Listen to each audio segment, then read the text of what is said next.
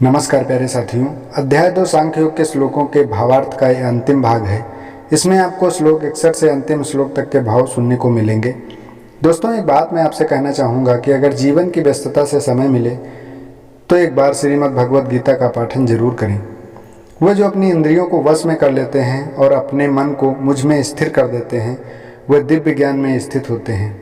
इंद्रियों के विषयों का चिंतन करते हुए मनुष्य उसमें आसक्त हो जाता है और आसक्ति कामना की ओर ले जाती है और कामना से क्रोध उत्पन्न होता है। क्रोध निर्णय लेने की क्षमता को क्षीण करता है, जिसके कारण स्मृति भ्रम हो जाती है। जब स्मृति भ्रमित होती है तब बुद्धि का नाश हो जाता है और बुद्धि के नष्ट होने से मनुष्य का पतन हो जाता है। लेकिन जो मन को वश में रखता है वो इंद्रियों के विषयों का भोग करने पर भी राग और द्वेष से मुक्त रहता है और भगवत कृपा करता है। भगवान की दिव्य कृपा से शांति प्राप्त होती है, जिससे सभी दुखों का अंत हो जाता है और ऐसे शांत मन वाले हृदय की बुद्धि दृढ़ता से भगवान में स्थिर हो जाती है। लेकिन असंयमी व्यक्ति का अपने मन और इंद्रियों पर नियंत्रण नहीं होता, न ही उसकी बुद्धि दृढ़ होती है और न ही उसका मन भगवान के चिंतन में स्थिर होता है। जो अपने मन को भगवान में स्थिर नहीं करता, जिसके बिना शांति संभव नहीं है, यह शांति के बिना कोई सुखी कैसे रह सकता है। जिस प्रकार प्रचंड वायु अपने तीव्र वेग से जल पर तैरती हुई नाव को दूर तक बहा कर ले जाती है, उसी प्रकार से अनियंत्रित इंद्रियों में कोई एक जिसमें मन अधिक लिप्त रहता है बुद्धि का विनाश कर देती है। इसलिए हे महाभाव, जो मनुष्य इंद्रियों के विषय भोगों से विरक्त रहता है वो दृढ़ता से लोकातीत ज्ञान से युक्त हो जाता है।